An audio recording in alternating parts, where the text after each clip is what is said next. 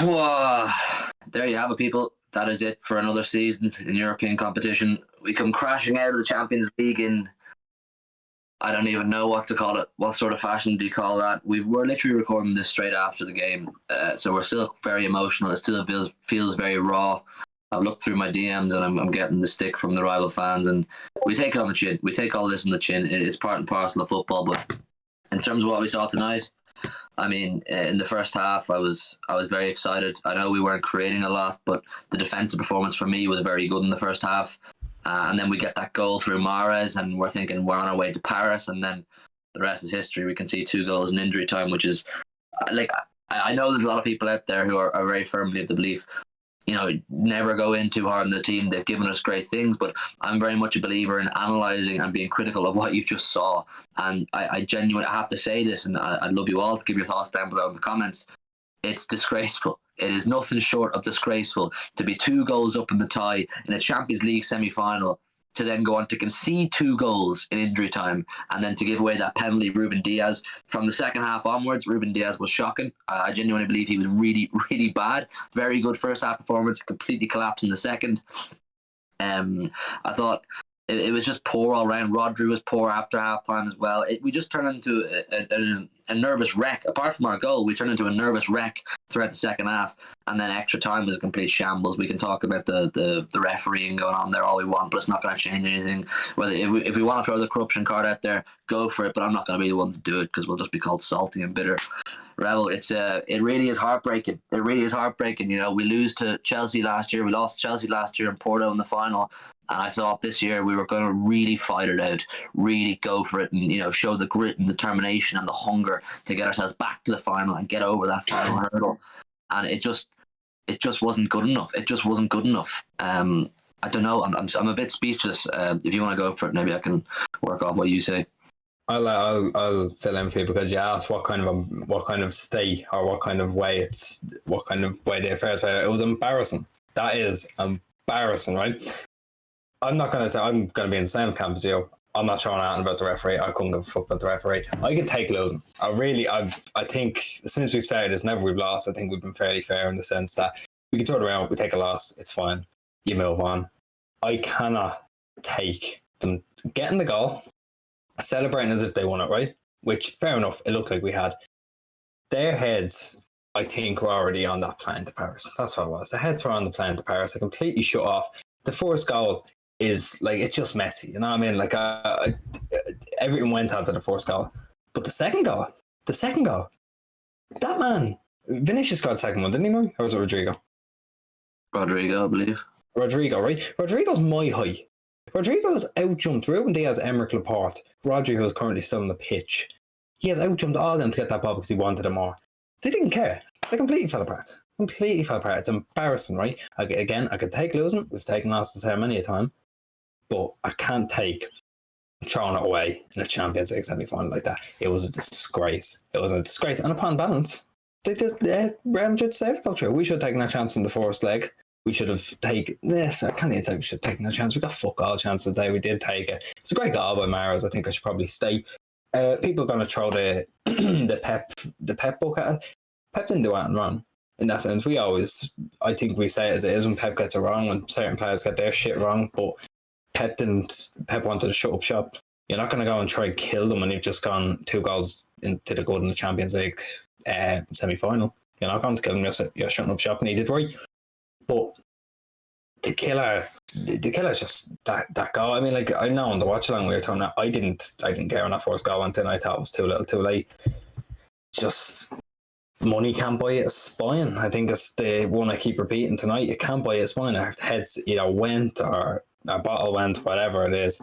We were shocked, absolutely shocking in that. I think you said second half. They're dire in the second half. Absolutely fucking useless in the second half. And like, I know it might be a bit premature about to win the league and all that. You have to look at that squad and say what needs to be done. Like, there's been so much put into them. We're still not winning. Sorry, I know I'm baffling on here. You were quiet over.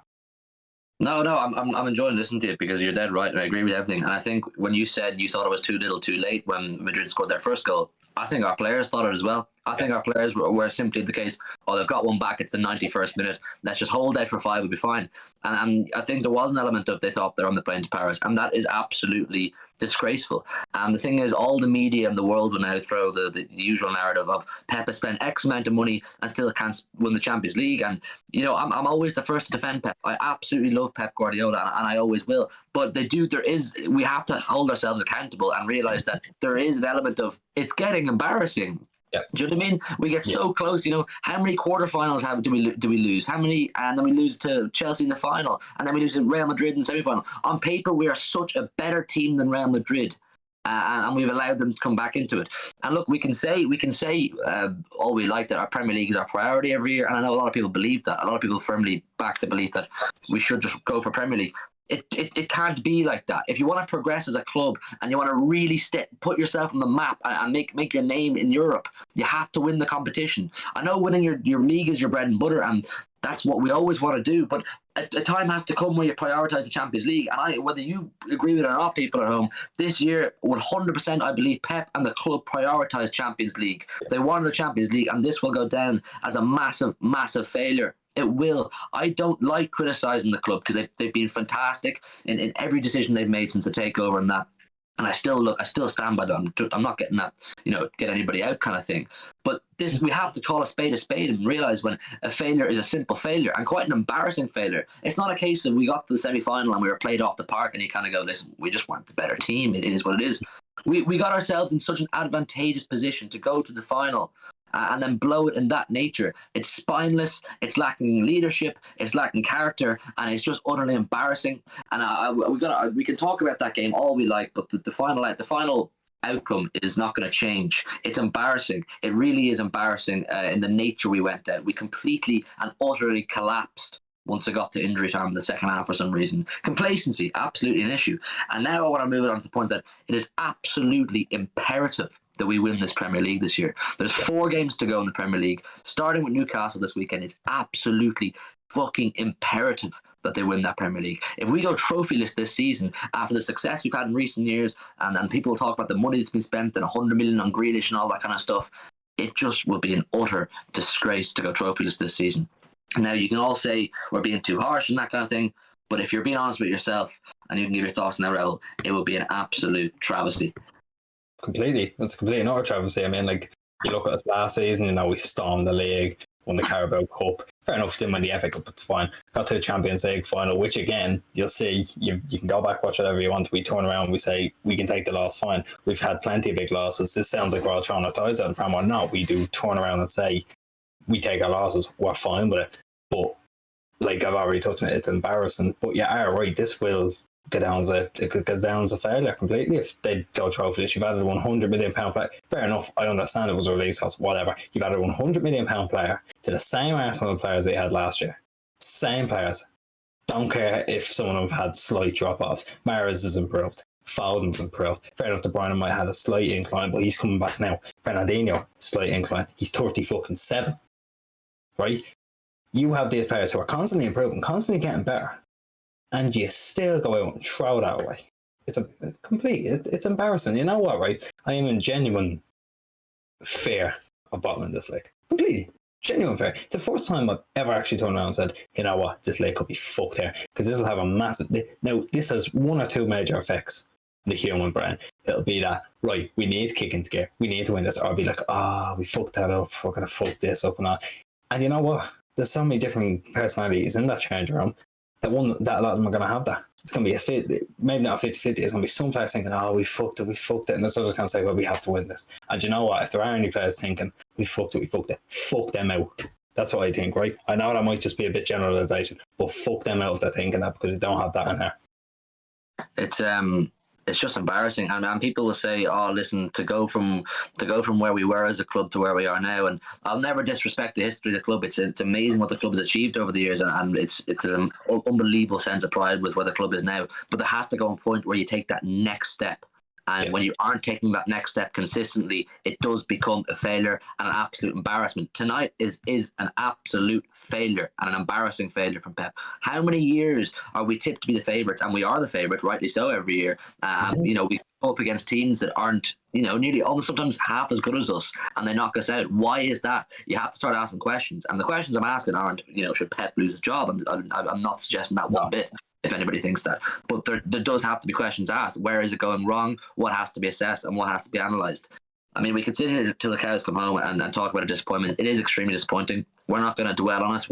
We love our club. We love football. That's the game. These things happen. But the takeaway from this is it's disgraceful, the loss, but we have to win that Premier League.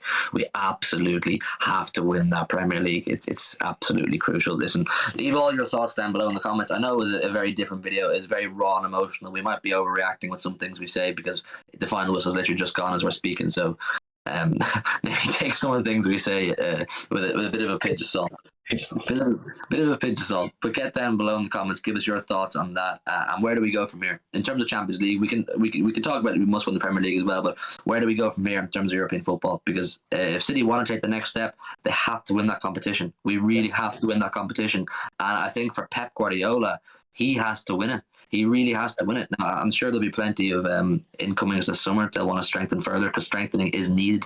I think we all love all the players. We do love all the players for what they have given. But a time has to come where you say, you have to rebuild a little bit. You have to strengthen where it's starting to become weak. And that's something that the club are going to have to do over the summer. It's going to be interesting to see how that goes. So get down below in the comments. Give us your thoughts. Would you leave a like on the video as well? It helps us massively. And subscribe if you're new. It would be great to have you join the community. And we'll see you, hopefully, with a more positive mindset going towards Newcastle on the weekend. Good night and God bless.